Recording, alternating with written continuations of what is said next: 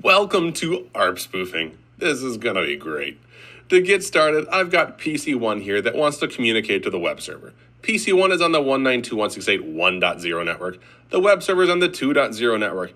For PC1 to get there, we've got to make our way through this router, which is R1.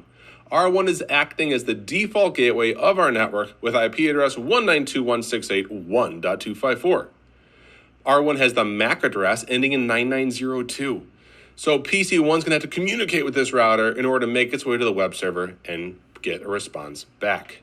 Now, quick recap of how ARP works. In order for PC1 to get to the web server, it needs to know the MAC address of its default gateway. So let me open up PC1, go to my command prompt, and we're going to do an ipconfig /all. And with our ipconfig /all, we'll see that PC1 has its MAC address of B0EE. It's got an IP address of 1.10, and it knows the default gateway IP address. It knows the router is 192.168.1.254. However, if I take a look at my ARP cache with an ARP -A, there's nothing in there. It doesn't know the MAC address yet for router R1. So if I were to send out a message, like maybe I want to ping 192.168.2.100, that remote web server, the first ping's going to fail. And that's because my PC1 is resolving with a who is 1.254. And by the time that ARP resolution happens, the first ICMP ping message timed out, but that's okay. The other three were successful. And now when I check out my ARP cache for an ARP -A, we can see that my default gateway 1.254 is known as MAC address 9902. Now this is awesome. Lab is complete. But what if it's not complete? Well, just to kick it off, one last thing to try out here. I'm going to open a web browser on PC1. And now that we have layer 3 reachability to that server, I'm going to go and use port 80 of TCP and hit that server at its IP address. And we have connectivity on port 80 using TCP. So this is great. But when does that threat actor come into play?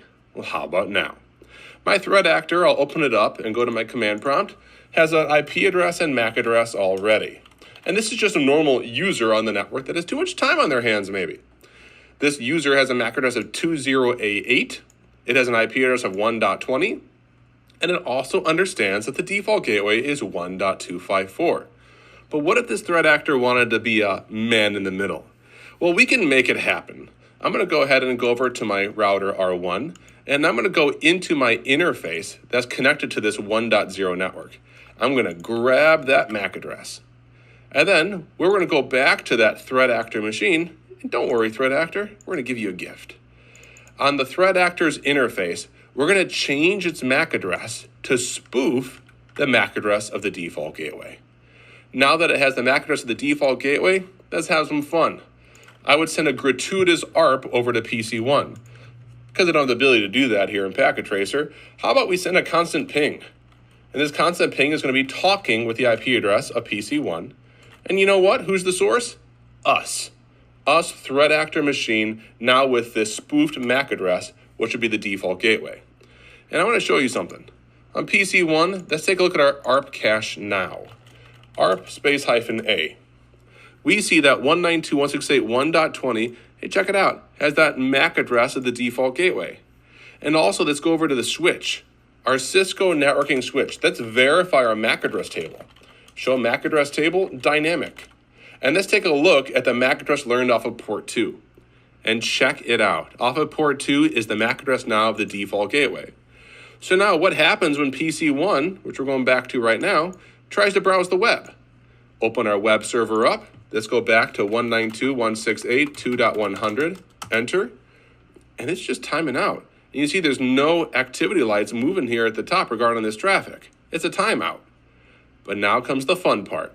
If our threat actor is running a type of analyzer for traffic, such as this network sniffer sitting here right outside, I can go into and click on one of those messages, and I can actually scroll through and read through the headers, as well as even be able to read through the data fields of the traffic.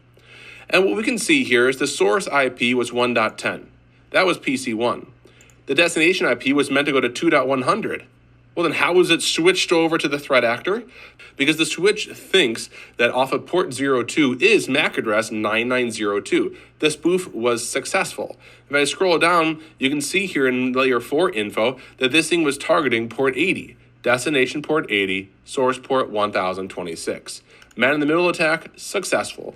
And if we had better threat actor software, we could literally capture this data and at the same time be sending it onwards to the default gateway ourselves, acting like everything is just fine using a beautiful but unethical man-in-the-middle attack.